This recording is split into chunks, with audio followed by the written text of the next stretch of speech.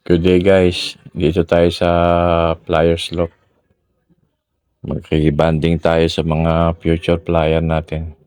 Kasama yung 5 flyer nating ikinakarga ngayon sa North Derby Race 2024. Yan, medyo banding time.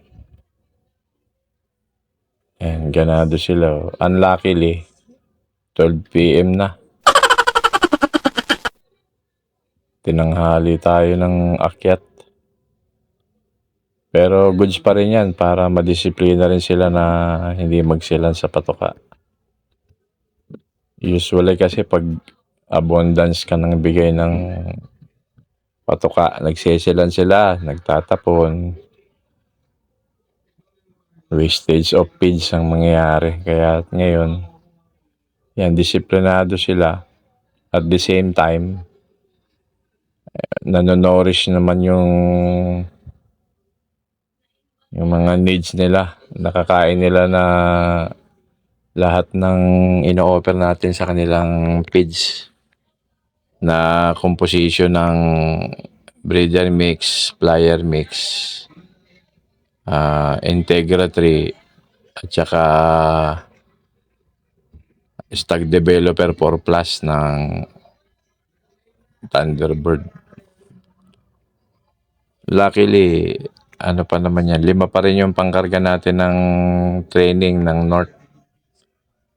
Yan sila. Oh. Kailangan makilala rin tayo nila, lalo na yung mga bago. Kasi para in case na andito tayo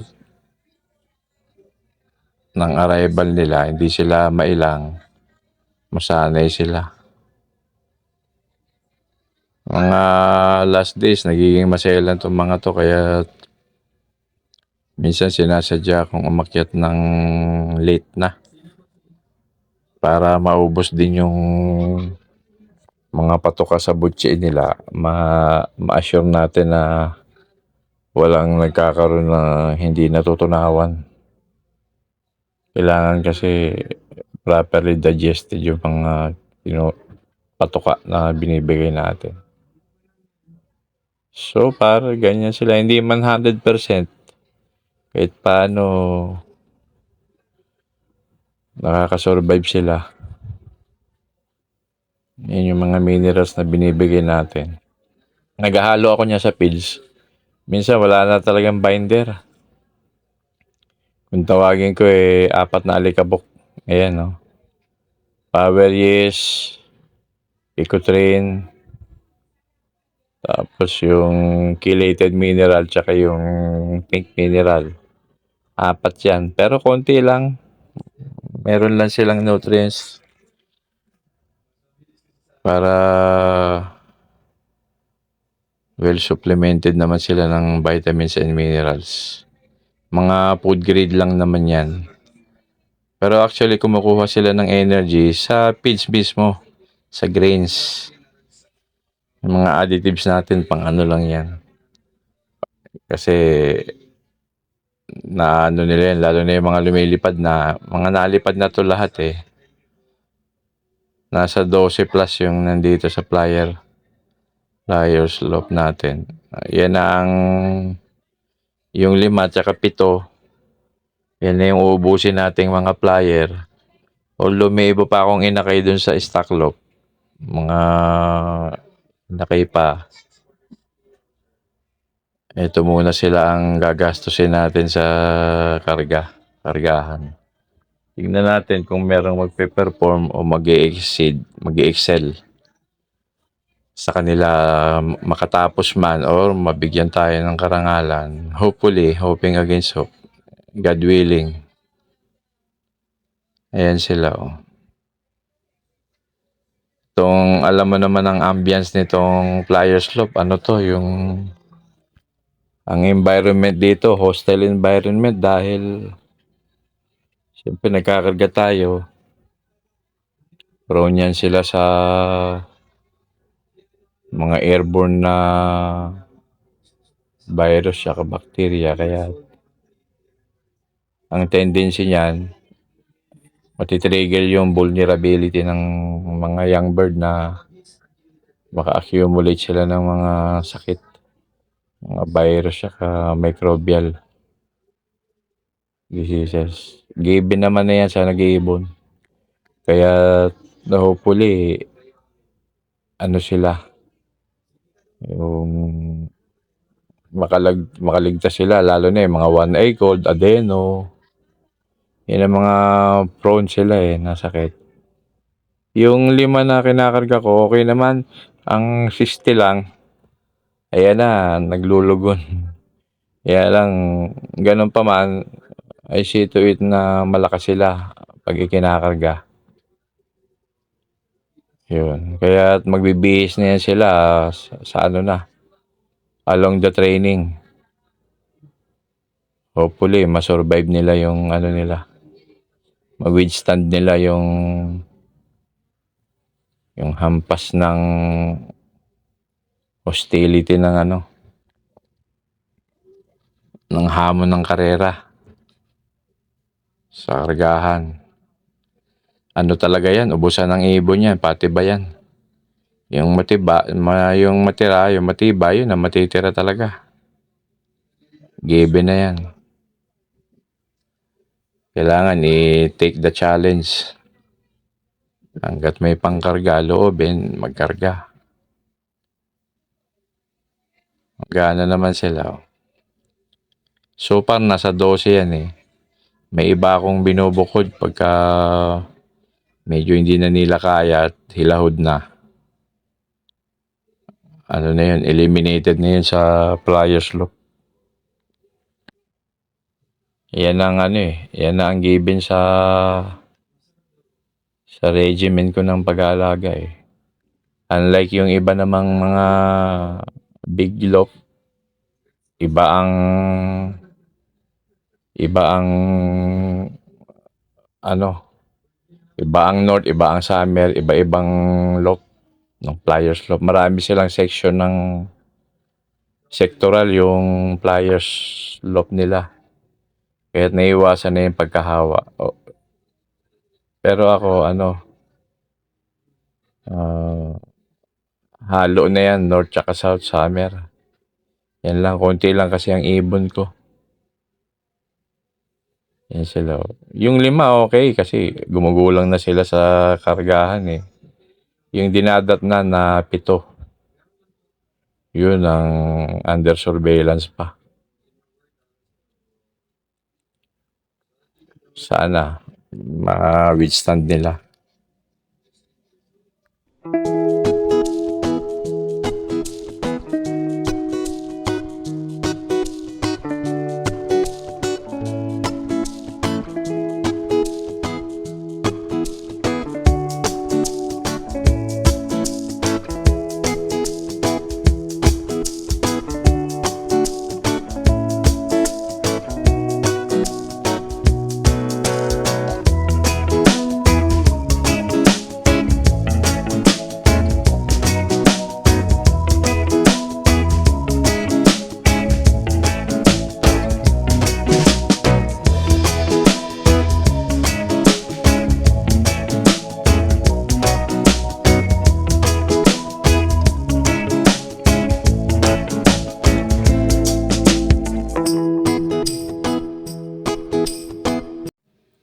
Baka wala tayo ng mga flyer natin, guys.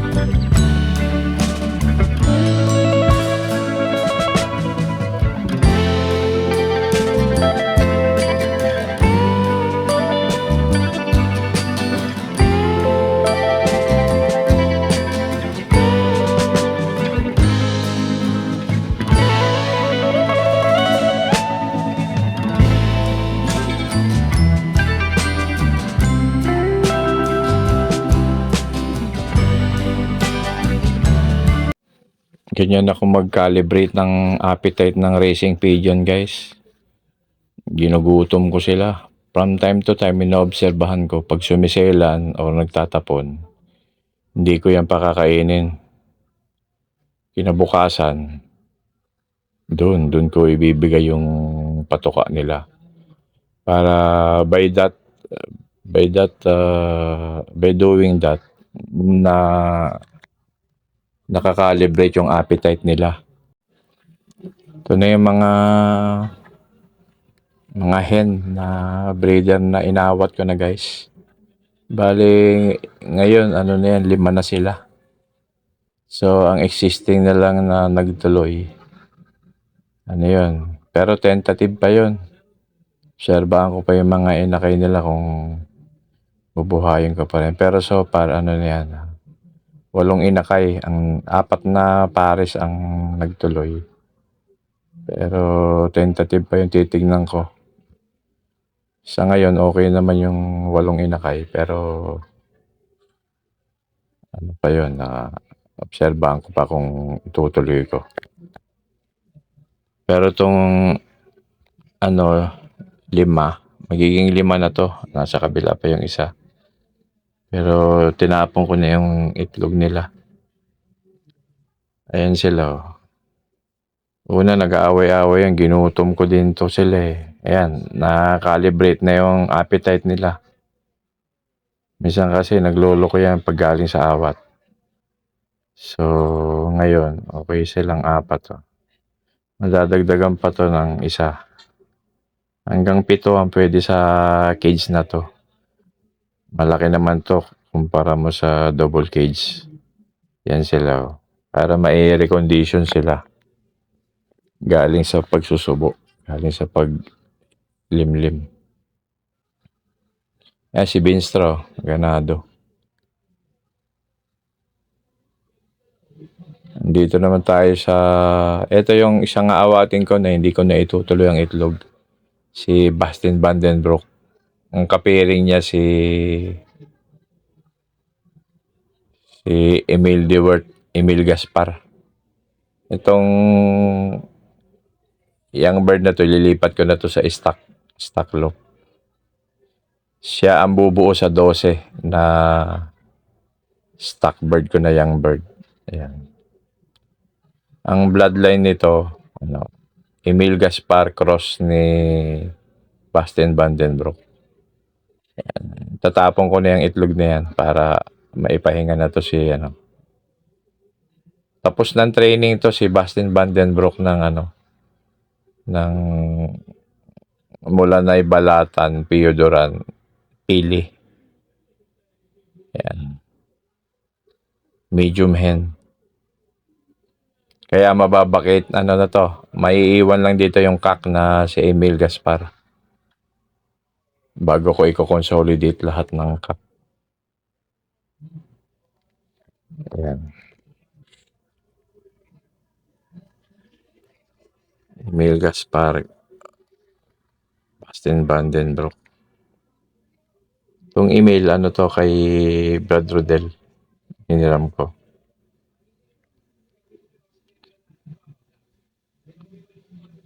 Yan, itatapon kong itlog.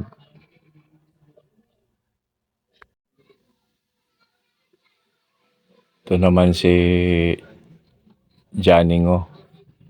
Stitch Janingo.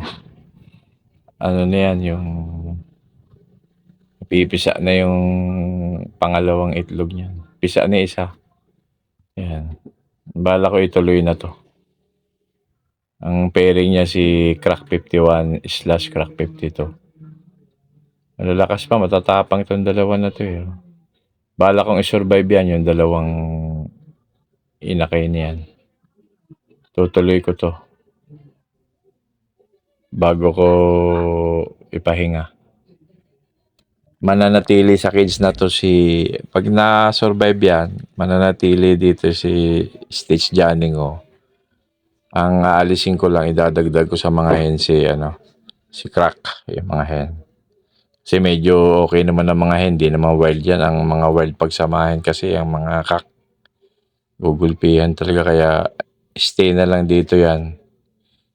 God willing, mabuo yang dalawa na yan, mabuhay at lumaki. Pero isusurvive nilang dalawa yan. After 25 days, ano na to, ihalo ko na to sa mga hen doon. Pahinga na sila. Si Stitch Johnny ko na lang maiiwan dito. Hopefully, God willing, mag-materialize yung plano natin. Kaya't yung plano nating ipahinga na yung mga breeder, magmamaterialize yun after 25 days from now. Then and there, yun na. Makapahinga tayo sa pagbibreed, lalo na ang ibon, makapahinga. I-isolate natin sila or i-consolidate. Ayan yung dalawang inakay naman ng Stitch Judge Huertas. Ito yung hen. Ibon to ni Brad Rodel. And then yung kaparis naman niya si Briggs. Yan yung tatay ni Black Check 303 na 2 times pagod food clacker. Yung kak. Ang bloodline ng kak na yan is Bricon Taiwan / Pakitong.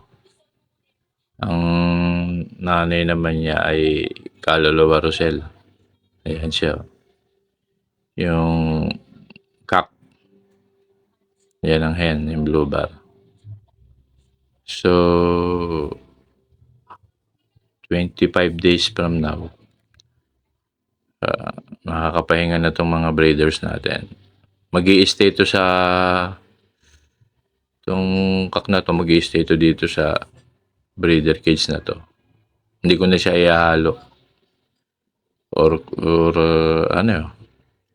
depende rin yan sa sitwasyon. Ito, ihalo ko to sa mga hen para ma-recondition, makapahinga. Ayan, healthy naman yung dalawa nilang young bird. Ang gandang puso do. Tutuloy ko na to, God willing, may awan Diyos. Mag-push through tong dalawa na to. Magandang lahi nito.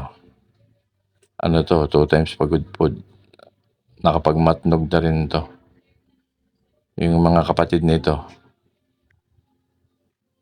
Tapos, may pasok na ng Stitch Huertas. Yan sila.